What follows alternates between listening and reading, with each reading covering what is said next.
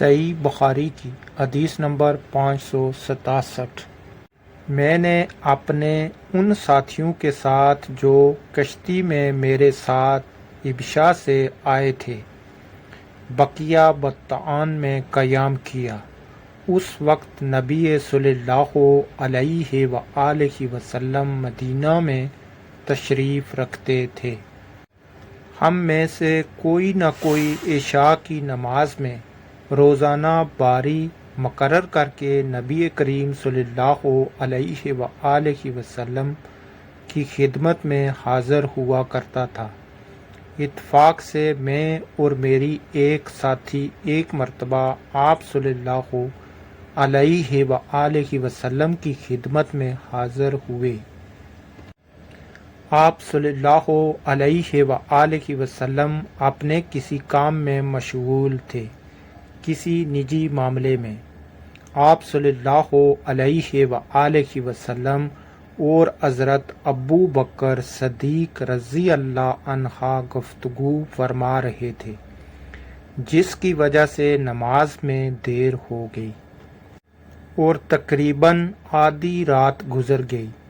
پھر نبی کریم صلی اللہ علیہ وآلہ وسلم تشریف لائے اور نماز پڑھائی۔ نماز پوری کر چکے تو حاضرین سے فرمایا کہ اپنی اپنی جگہ پر پروقار کے ساتھ بیٹھے رہو اور ایک خوشخبری سنو، تمہارے سوائے دنیا میں کوئی بھی ایسا آدمی نہیں جو اس وقت نماز پڑھتا ہو۔ یا آپ صلی اللہ علیہ وآلہ وسلم نے یہ فرمایا کہ تمہارے سوا اس وقت کسی امامت نے بھی نماز نہیں پڑھائی تھی۔ یہ یقین نہیں کہ آپ نے ان دو جملوں میں سے کون سا جملہ کہا تھا۔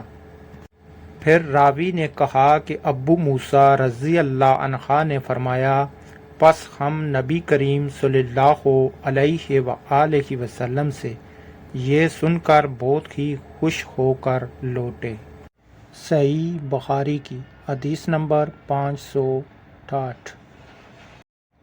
رسول اللہ صلی اللہ علیہ وآلہ وسلم عشاء سے پہلے سونے اور اس کے بعد بات چیت کرنے کو ناپسند فرماتے تھے، یعنی کہ عشاء کی نماز سے پہلے سونا نبی کریم صلی اللہ علیہ وآلہ وسلم کو ناپسند تھا، اور نماز عشاء کے بعد بات چیت کرنا بھی نبی کریم صلی اللہ علیہ وآلہ وسلم کو ناپسند تھا۔